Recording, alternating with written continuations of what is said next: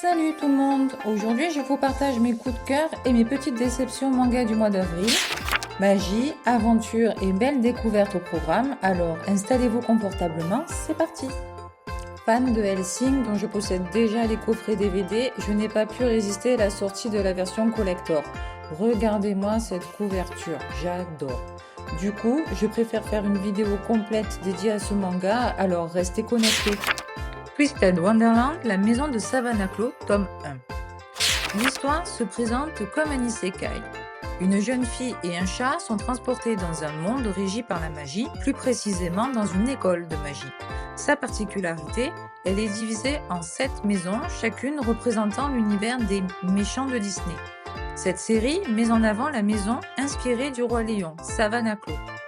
Une série d'événements inexpliqués survient juste avant le tournoi de magie des élèves et nos protagonistes doivent résoudre ce mystère. En ce qui me concerne, je l'ai classé en dernière position de mes lectures du mois. J'ai aimé le concept, même s'il m'a beaucoup rappelé Harry Potter dans plusieurs aspects. C'est peut-être ce qui m'a un peu dérangé. Ainsi que le fait que dès les premières pages, j'avais déjà deviné pas mal de choses. En revanche, c'est très bien illustré comme vous pouvez le constater. À noter qu'il existe une version précédente inspirée d'Alice au Pays des Merveilles que je n'ai pas lue, mais cela ne m'a pas du tout dérangé pour suivre l'histoire, ce qui est un bon point. C'est un manga qui se lit facilement, mais je pense qu'il est plutôt destiné à un public plus jeune, que moi en tout cas. L'Auberge des saisons perdues, tome 1, Josei, sorti en février. Il existe dans un endroit retiré une auberge accueillant des clients très particuliers amenés là par un homme mystérieux. Ces personnes viennent pour retrouver quelque chose qu'elles ont perdu. Ici, nous sommes plongés dans un univers plus poétique. On suit les histoires, parfois trop rapides, des clients, accueillis par une jeune propriétaire aux pouvoirs spéciaux.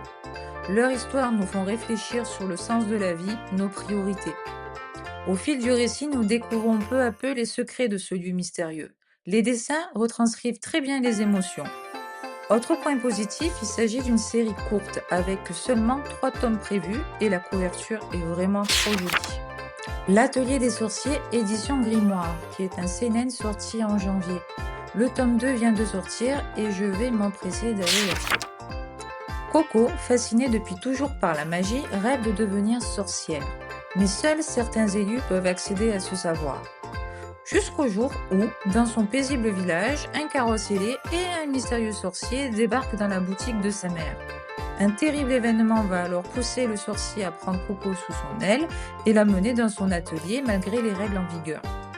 Au fil des pages, on découvre que notre héroïne aura beaucoup de défis à relever. La couverture de cette édition collector est magnifique, vous ne trouvez pas ? J'ai adoré la manière de traiter la magie dans ce manga. Ici, on est loin de l'univers classique où l'on est avec des pouvoirs et où il suffit de s'entraîner pour devenir plus puissant. Je ne vais pas tout vous révéler pour ne pas spoiler ceux qui ne connaissent pas encore l'œuvre, mais c'est vraiment original. La magie est bien expliquée, l'univers est solidement construit. J'aime aussi beaucoup les personnages, Coco l'héroïne trop mignonne, ses camarades, chacune avec son caractère bien marqué, le professeur, bref, une très jolie surprise. Bright Story, tome 1 et 2. Et oui, j'ai tellement aimé le premier tome que je suis vite allée acheter le second. Je suis foutue.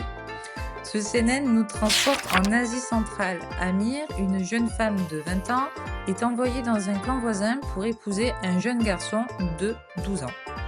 Chasseuse aguerrie, elle doit s'adapter aux coutumes de sa nouvelle famille et fait tout son possible pour s'y intégrer. Cependant, sa famille décide de revenir la chercher pour l'unir à un autre clan plus avantageux pour eux. Je suis tombée amoureuse de cette histoire. Amir et son petit mari sont vraiment adorables et la famille est très attachante. Mais surtout, je suis complètement sous le charme des dessins. L'atout majeur de ce manga, regardez-moi ça. L'auteur nous fait découvrir par exemple le travail du bois, la préparation du pain, les détails sont absolument superbes. Les paysages, les émotions, tout est magnifiquement retranscrit. C'est vraiment un manga que je vous conseille. Et maintenant, parlons des lectures en cours que j'ai très envie de continuer. Nina et le Royaume des Étoiles, tome 14, qui est sorti en avril. Un petit résumé pour ceux qui ne connaissent pas. On suit Nina, une jeune orpheline enlevée par des membres de la royauté pour remplacer la prêtresse des étoiles, morte dans un accident alors qu'elle se rendait à la capitale. Pourquoi Nina? Car elle a les yeux bleus, une rareté dans cet univers tout comme la prêtresse. J'ai découvert ce manga grâce à son adaptation animée sur Crunchyroll et j'ai tout de suite accroché. C'est frais, un mélange de triangles amoureux, de politique, de magie. Parfois, ça fait du bien de lire ce genre d'histoire. Je pensais au départ que c'était un shoujo, mais non, c'est un josei. Silence, tome 2 et 3. Ma première vidéo était sur le tome 1 de Silence. Je vous invite à aller la regarder. J'étais tout de suite rentrée dans cet univers particulier et original et j'avais hâte de lire la suite et franchement, je n'ai pas été déçue. L'histoire reste toujours aussi prenante. J'aime le fait que l'auteur ait pris le soin de créer un bestiaire de monstres rencontrés. Je vous rappelle qu'il s'agit d'un manga français où les monstres viennent de notre folklore. Et voilà pour mes lectures du mois d'avril. J'espère que ça vous a donné quelques idées de lecture. N'hésitez pas à me dire en commentaire si vous avez lu certains de ces mangas ou si vous avez d'autres suggestions pour moi.